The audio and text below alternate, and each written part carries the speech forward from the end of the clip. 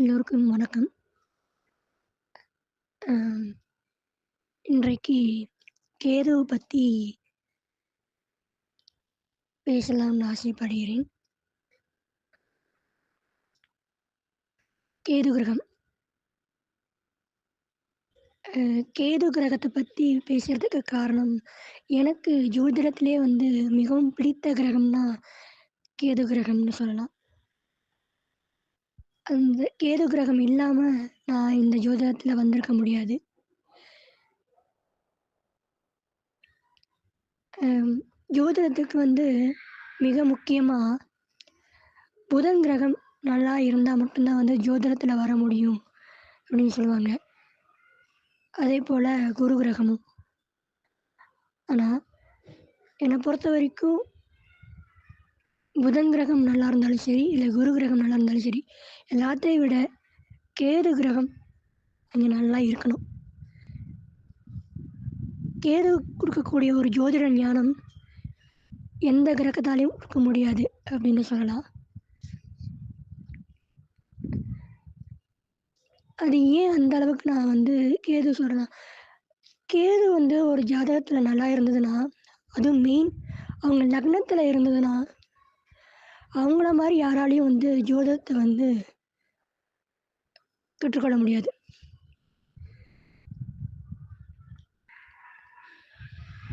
அதுக்கு காரணம், லக்னத்தில கேது இருந்துச்சுன்னு வச்சுக்கோங்களேன், அவங்கலாம் போய் கத்துக்கணுங்கிற அவசியமே இல்ல. அவங்களுக்குள்ளேயே ஒரு ஞான ஒளிய நீயே கத்துக்கோ அப்படிங்கிற அளவுக்கு ஒரு ஞானத்த குடுத்து ஜோதிடத்த படிக்க வைப்பாரு, லக்னத்தில இருக்கக்கூடிய கேது.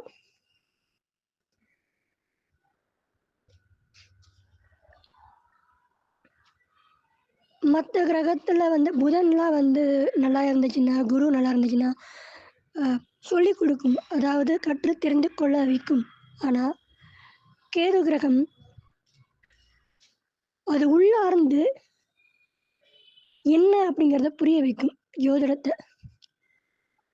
மெயின் நீங்க எல்லாருமே ஜோதிடத்தில இந்த இந்த ரூல் இருக்கு, அந்த ரூல் இருக்கு அப்படிங்க எல்லாமே படிக்கிறீங்க. இந்த இந்த விதமான பலவிதமான யோகங்கள் இருக்கு, பலவிதமான தோஷங்கள் இருக்கு. இந்த இந்த பாவத்தோட சேர்க்கை இருக்கும்போது, இந்த மாதிரியான ஒரு பிரச்சனைகள் வரும். இந்த மாதிரியான ஒரு நல்ல முடிவுகள், நல்ல விஷயங்கள் நடக்கும்னு நீங்க படிக்கிறீங்க. ஆனா கேது எப்படி தெரியுங்களா இருக்கும்? கேது தரக்கூடிய ஜோதிட ஞானம் எப்படி தெரியுமா இருக்கும்? அத உணர வைக்கும். ஒவ்வொரு கிரகத்த பத்தியும் மெயின் ஜோதிடத்தில நீங்க என்ன என்ன படிச்சாலும் 9 கிரகத்த நீங்க நல்லா புரிந்துக்கிட்டாலே போதும். அதி அற்புதமா ஈஸியா நமக்கு ஜோதிடம் வரும். அந்த 9 கிரகத்துக்குள்ள தான் எல்லா விஷயமும் அடங்கியிருக்கு. 9 கிரகத்த அதி அற்புதமா ஒவ்வொரு கிரகமும் என்னென்ன தருங்கிறத அவ்வளோ அழகா நமக்கு அ புரிந்து உணர வைக்கும் கேது. அந்த அளவு ஒவ்வொரு கிரகத்தையும் படிக்க வைக்கும்.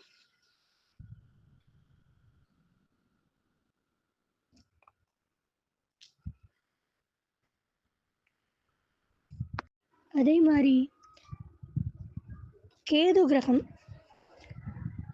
8ஆம் பாவத்தோடையோ, 12ஆம் பாவத்தோடையோ சம்மந்தம் இருந்ததுன்னா, அவங்கள மாரி ஒரு ஜோதிடத்த யாராலயும் சொல்ல முடியாது.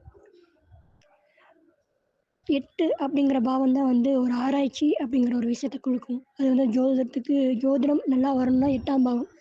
அப்போ அங்கே கேது சம்மந்தப்பட்டுச்சுன்னா, இவ்வளோ அழகா அவங்க ஜோதிடத்த சொல்லுவாங்க. அதே மாரி 12ஆம் பாவம். 12ங்கிறது ஒரு தேடல குறிக்கும். எதையோ ஒண்ணு தேடிக்கிட்டே இருப்பாங்க. ஒரு தேடல் 12ஆம் பாவம் அப்படிங்கிறது ஒரு தேடல் அப்படிங்கிறத குடுக்கும். அப்ப அந்த 12ஆம் பாவத்தோட ஒரு கேது கிரகம் சேர்ந்துச்சுன்னா, எவ்வளோ அழகா ஒரு ஜோதிடத்துக்கு சொல்லிக் குடுக்கும். எவ்வளோ அழகா ஜோதிடத்த புரிய வைக்கும். அப்ப அதோட ப்ளஸ் லக்னத்தோட சம்மந்தப்பட்டா சொல்லவா வேணும்? இன்னும் அற்புதமா ஜோதிடத்த படிப்பாங்க. லக்னத்தில கேது இருந்தா, அவங்க தனிமையில் இருக்கக்கூடிய ஒரு சூழ்நிலைய குடுத்துரும். எல்லாமே இருந்தும் தனியா இருக்கக்கூடிய ஒரு சூழ்நிலை. இல்லைன்னா எல்லாத்தையுமே விட்டு விலக்கி ஒரு தனிமையா இருக்கக்கூடிய ஒரு சூழ்நிலை குடுக்கும். நீங்க வந்து எல்லா ஜோதிடத்துல வந்து புக்ல இருக்கிறத எல்லாத்தையும் ரெஃபர் பண்றீங்க. ஒரு மனப்பாடம் பண்ற மாதிரியும், அ அத வந்து ஒரு தொழிலா செய்யணும், சம்பாதிக்கணும் அப்படிங்கிற ஒரு விஷயத்தோட எல்லாரும் நான் சொல்ல மாட்டேன். ஒரு சிலர் சூழ்நிலைகள் அந்த மாரி அமையுது. நீங்க ரெஃபர் பண்ணக்கூடாது. அத உள்ள ஆழ்ந்து உணரணும். ஜோதிடங்கிறது ஒரு மகா அற்புதமான ஒரு கலை. அது வந்து தனிமையில் இருக்கும்பொழுது தான் வந்து அத பத்தின ஒரு புரிதல வந்து குடுக்கும். எந்த ஒரு விஷயமே தனிமையில இருக்கும்போது தான் அதோட ஒரு ஞானத்தையும், அ ஜோதிட ஞானம் இல்ல. அதை கடந்த ஒரு ஞானம் எதுவுமே இல்ல. எல்லாமே மாயை. எல்லாம் கடவுளுக்கு கீழ தான். அப்படிங்கிற ஒரு அற்புதமான ஒரு ஞானம் அப்படிங்கிற விஷயத்த குடுக்கும். அப்படி அந்த லக்னத்தோட அந்த கேது கிரகம் சம்மந்தப்படும்போது, எப்படி ஒரு ஜோதிட சாரி அறிவு வேற, ஞானம் வேற. அப்ப எப்படி ஒரு அருமையான ஜோதிட ஞானத்த குடுக்கும். அவங்கள மாரி ஒரு ஞான மகான் புருஷன் இருக்கவே முடியாது. அந்த அளவு ஒரு ஜோதிட ஞானத்த குடுக்கும்.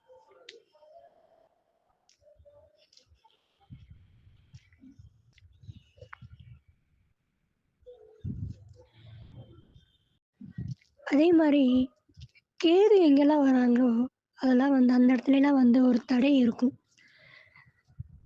அந்த தடை குடுக்கறதுனாலயே என்னமோ சில பேருக்கு வந்து கேது கிரகம் கண்டாலே வந்து ஒரு பயமும், சற்று வெறுப்பும் இருக்கும்னு சொல்லுவாங்க. சொல்லுவாங்கன்னு இல்ல. அந்த மாரி ஒரு சூழ்நிலை வந்துரும். கேது கிரகம் நமக்கு வேணும்.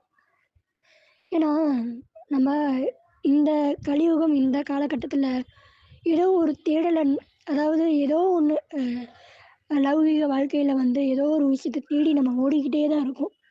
அப்போ அதுக்கு ஒரு முற்றுப்புள்ளி வேணும் இல்லையா? அப்போ கேது கிரகம் அந்த இடத்துல அந்த கிரகம் சம்மந்தப்படும்போது, "போதும் நீ நிறுத்து. நீ ஓடுனதெல்லாம் போதும் நிறுத்து. எதுக்கு ஒண்ணுமே இல்லாத ஒரு விஷயத்துக்காக ஏன் இப்படி ஓடுற? என்னங்கிற ஒரு விஷயத்த புரிஞ்சுக்கோ. உன் லைஃப்னா என்னங்கிறத ஒரு விஷயத்த புரிஞ்சுக்கோ." அப்படின்னு இதெல்லாம் நீ இருக்கிறது ஒரு மாயை உலகம். இதில நீ ஏன் இவ்வளோ ஒரு ஓட்டத்த ஓடுற? இவ்வளோ ஒரு விஷயத்த நீ வந்து இதுக்காக இவ்வளோ மெனக்கிடுற? அப்படின்னு அந்த இடத்துல கேது வந்து நமக்கு ஒரு விஷயத்த குடுக்கும்.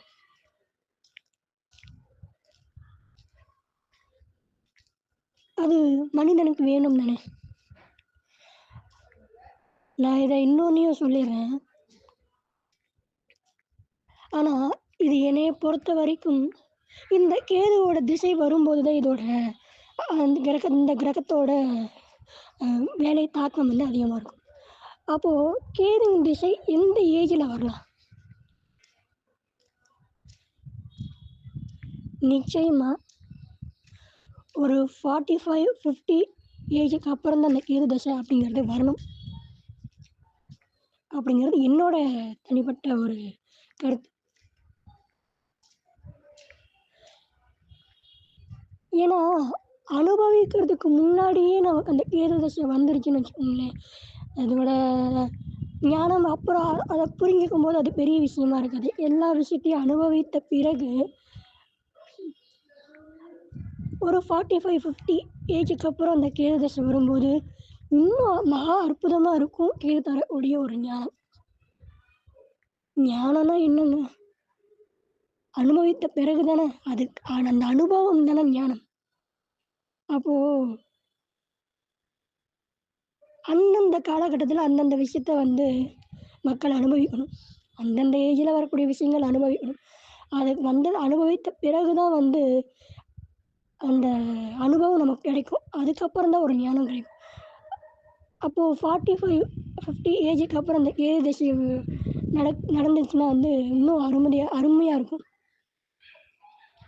அது வந்து எந்த நட்சத்திரம்ல பிறந்தா வந்து அந்த மாரியான 45, 50 வயசுக்கு மேல கேது தசை வரும்னா, இந்த ராகு நட்சத்திரத்தில பிறந்தவங்களுக்கு வந்து அற்புதமா இருக்கும். ஏன்னா, அவங்களுக்கு தான் வந்து அதுக்கப்புறம் 40, 50 ஏஜுக்கு அப்புறம் அந்த கேது தசை வரும். அப்போ குடுக்குற அந்த ஞானம் வந்து வேற லெவல்ல இருக்கும்.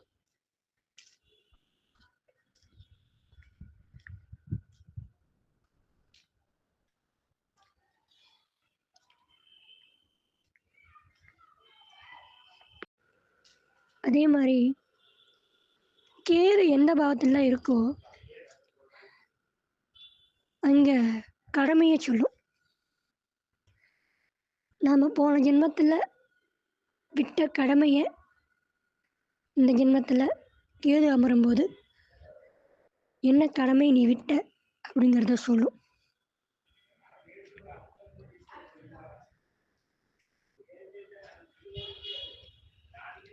5ஆம் பாவத்துல கேது இருந்தா, புத்திரர்களுக்கான கடமைய சொல்லும்.